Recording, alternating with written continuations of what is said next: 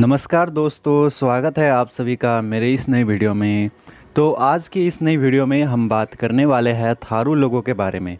Northern India और नेपाल में एक विशेष ट्राइब के लोग रहते हैं जिसे हम थारू ट्राइब कहकर भी जानते हैं।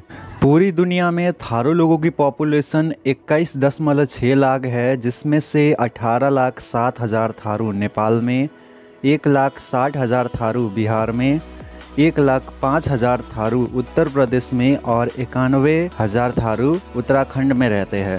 थारू लोग जनरली थारू भाषा बोलते हैं। नेपाल सरकार थारू लोगों को ऑफिशियली नेशनलिटी के रूप में रिकॉग्नाइज करती है और भारत सरकार थारू लोगों को शेड्यूल ट्राइब के रूप में रिकॉग्नाइज करती है। थारू लोग ज़्यादातर हिंदुज़म को फॉलो करते हैं। थारू शब्द स्थविर शब्द से आया है, जिसका मतलब है follower of theravada Buddhism. Nepal के पूरे तराई रीजन में सबसे ज़्यादा थारू रहते हैं और थारू लोग गौतम बुद्ध को अपना पूर्वज मानते हैं। अब ईस्टर्न तराई में रह रहे थारू लोग लगभग 10th सेंचुरी में नेपाल में आए थे।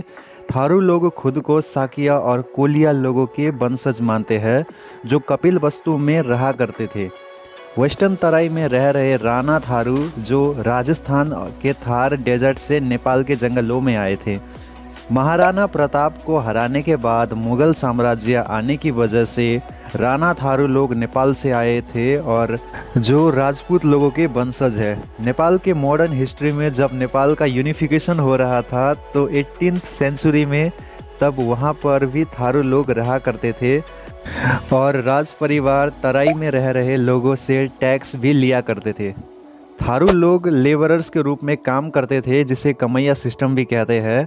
1854 में जंग बहादुर राणा ने, उस समय के राजा थे, वो मुलुकी ऐन नाम का संविधान लाते हैं और इसके तहत सभी हिंदूज़ और नॉन हिंदूज़ लोगों को उनके लाइफस्टाइल के आधार पर क्लासिफाई किया जाता है।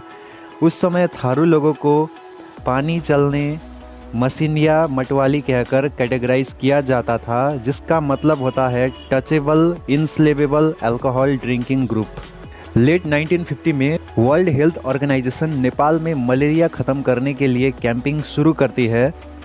इस समय में तराई में बहुत से जंगल थे, उन्हें काटकर फार्मलैंड बनाया जाता है और DDT का यूज़ करके मलेरिया हटाने की कैंपिंग भी आगे बढ़ाया जाता है। अब तराई में ज़मीन भी थे और मलेरिया भी ख़त्म हो चुका था, तो पहाड़ों से और इंडिया से बड़ी संख्या में लोग यहाँ पर सेटल होना शुरू कर दिए और इमिग्रेशन तो हो रहा था, जिसकी वजह से तराई का डेवलपमेंट बहुत तेज़ी से हो रहा था। थारू लोग सदियों से तराई के लैंड में रहकर भी सरकारी ऑफिसेस में नाम नहीं लिखाए थे। जब चितवन नेशनल पार्क को डिज़ाइन किया जा रहा था तो नेपाली सैनिकों ने थारू लोगों के घरों को जलाना शुरू कर दिया और उन लोगों को पीटा गया, क्योंकि उस समय थारू लोग चितवन नेशनल पार्क एरिया में खेती करते थे, जिसमें उन्होंने कभी भी सरकारी रूप में रजिस्टर ही नहीं किया था। अब 1990 में नेपाल में पंचायत सिस्टम को हटा दिया जाता है और Nepal federation of indigenous nationality नाम की ऑर्गेनाइजेशन ने थारू कल्याणकारी सभा नाम का ऑर्गेनाइजेशन बनाता है, जिससे थारू लोगों की इंडिजिनियस राइट को प्रोटेक्ट किया जाता है। जुलाई 2000 में नेपाल सरकार कमैया सिस्टम को हटाती है और थारू लोग तब भी होमलेस और जॉबलेस ही रहते हैं बड़ी संख्या में। 2006 में थारू लोग नेपाल में अपना स्टेट बनाने की भी मांग करते हैं, मगर इसे खारिज कर दिया जाता है। 2009 में थारू लोगों को मधेसी कम्युनिटी के अंदर रखने की वजह से यहाँ पर एक बड़ी प्रोटेस्ट होती है, मगर बाद में इस लोगों को इंडिजिनियस नेशनलिटी के रूप में, यानी कि आदिवासी जनजाति के रूप में रिकॉग्नाइज किया जाता है नेपाल में। चलिए अब थारू लोगों के बेसिक कल्चर के बारे में समझते हैं। थारू लोगों की यूनिक भाषा, पहिरन, रीति रिवाज और परंपरा है।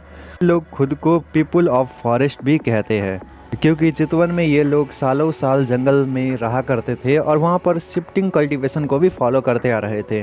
ये लोग खेती भी करते हैं, जंगलों से फल भी जमा करते हैं और हिरन खरगोशों का भी शिकार करते हैं। थारू लोगों ने पहाड़ी परंपरा और इंडियन परंपरा से अपने इन्फ्लुएंस को, अपने कल्चर को टिकाए रखा हुआ है। ये लोग अपने घरों को गाय के गोबर और मिट्टी लगाकर सजाते हैं। थारू लोगों का भी ट्रेडिशनल डांस होता है। साखिया डांस थारू लोग में बहुत पॉपुलर है, स्पेशली दशहरा और दीपावली में। इसके अलावा लाठी नाच भी इस कम्युनिटी में परफॉर्म किए जाते हैं। इस नाच में लोग लाठी लेकर नाच करते हैं, स्पेशली दशहरा में। माघे संक्रांति थारू लोगों का एक विशेष त्यौहार है जिसे विक्रम संवत कैलेंडर के हिसाब से माघ 1 में मनाया जाता है। इष्टम तराई में थारू लोग जूड़ शीतल सेलिब्रेट करते हैं, जहां लोग एक दूसरे के ऊपर पानी छिड़कते हैं। इसके अलावा थारू लोग जितिया भी मनाते हैं। इस दिन में लोग अपने बच्चे की भलाई के लिए व्रत रखते हैं।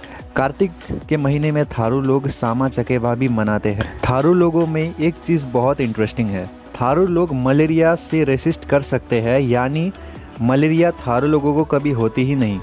दूसरे इथनिसिटी के लोग जो इनके आसपास रहते हैं उन सभी से इन लोगों में मलेरिया होने के चांसेस 7 गुना कम है। अब नेपाल में अलग अलग रीजन में रहने की वजह से इन लोगों को भी अलग अलग नाम से भी पुकारा जाता है, जैसे कि राणा थारू, कठरिया थारू, सोना थारू, दंगोरा थारू, कोचिला थारू और लम्पुचुआ थारू। अब नेपाल में 2021 के सेंसस को माने तो यहाँ पर 18,07,124 थारू रहते हैं, जिनकी परसेंटेज 6.2 है।